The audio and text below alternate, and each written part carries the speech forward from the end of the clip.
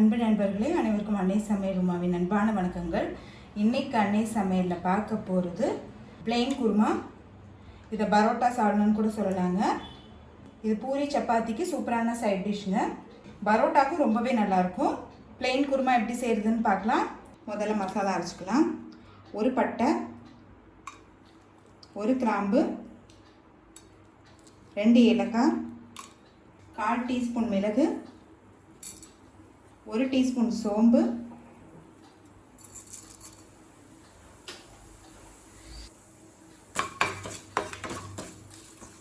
ஒரு வெங்காயம்,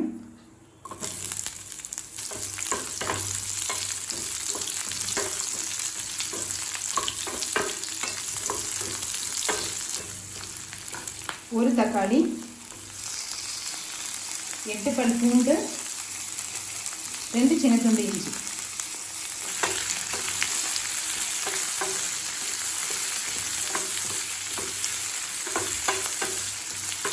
இப்போ தக்காளி நல்லா வதங்கிடுச்சுங்க. கொஞ்சம் முந்திரி, இப்போ இது கூடவே 1/2 கப் தேங்காய் துருவல் சேர்த்துக்கலாம். தேங்காயை வதக்க போகிறது இல்லைங்க, அளவுக்காக தான் காட்டுறேன். இப்போ இது கொஞ்சம் நேரம் ஆறின பிறகு தேவையான அளவு தண்ணி சேர்த்து மிக்சியில் நைஸாக அரைச்சிக்கலாம். கடாயில் தேவையான அளவு எண்ணெய், ஒரு பட்டை, ஒரு கிராம்பு, ஒரு பிரியாணி இலை, கொஞ்சமாக கடல் பாசி, அடுத்தது ஒரு வெங்காயத்தை சேர்த்துக்கலாங்க.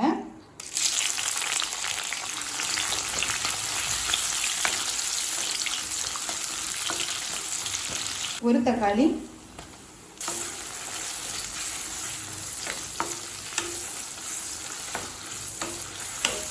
தக்காளி நல்லா வதங்கிடுச்சுங்க. 1/4 டீஸ்பூன் மஞ்சள் தூள், 3 டீஸ்பூன் மிளகாய் தூள்,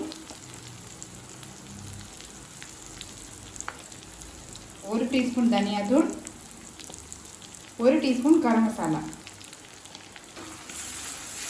1 நிமிஷம் வரைக்கும் நல்லா வதக்கிக்கலாங்க.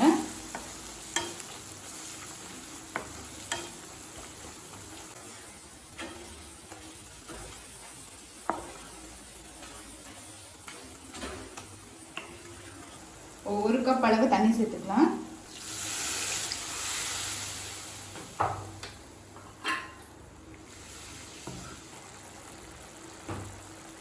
இப்போ அடுத்தது நம்ம மிக்சியில் அரைச்சி வச்சுருக்கிறது இது கூடவே சேர்த்துக்கலாங்க.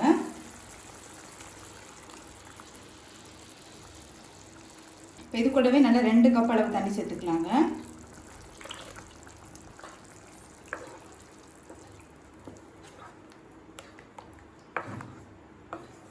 தேவையான அளவு உப்பு,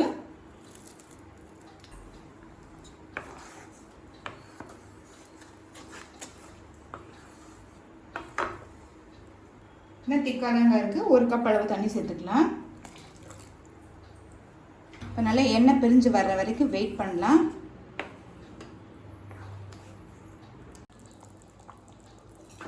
இப்போ பாருங்கள், சால்னாலேருந்து நல்லாவே எண்ணெய் பிரிஞ்சு வந்துருச்சுங்க. ஸ்லோலேயே ஒரு 10 நிமிஷம் வச்சுருந்தீங்கன்னா போதுங்க, நல்லா எண்ணெய் பிரிஞ்சு வந்துடும். சால்னாவும் பாருங்கள் நல்லா திக்காகிடுச்சு. கொஞ்சமாக எலுமிச்சை சாறு, கொஞ்சம் கொத்தமல்லி. இப்போ பிளெயின் குருமா ரெடி ஆகிடுச்சுங்க. சர்வ் பண்ணிடலாம்.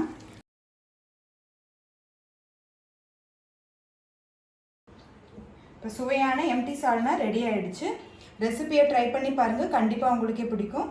ரெசிபி பிடிச்சிருந்ததுன்னா வீடியோவை லைக் பண்ணுங்கள், கமெண்ட் பண்ணுங்கள், ஷேர் பண்ணுங்கள். இது வரைக்கும் அன்னை சமையல் சேனலை சப்ஸ்கிரைப் பண்ணலன்னா சப்ஸ்கிரைப் பண்ணுங்கள். தேங்க்யூ.